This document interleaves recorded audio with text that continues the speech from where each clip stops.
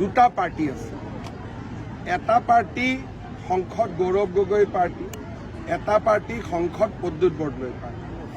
লাহৰীঘাটৰ MLA এওঁলোক Gaurav Gogoi party আৰু প্ৰদ্যুৎ বৰদলৈৰো এটা নিজা পাৰ্টি আছে। ইমদাদুল বোলা যিজন ল'ৰা, তেওঁ দাবী কৰে যে তেওঁ টিকেটৰ কাৰণে প্ৰথমতে 30 লাখ টকা দিছিল, পিছত 30 লাখটোৰ জেগাত কোনোবাই 50 লাখ টকালৈ টিকটটো বেলেগে পালে। তাৰ কাৰণে মাৰামাৰি হ'ল, কাজিয়া হ'ল।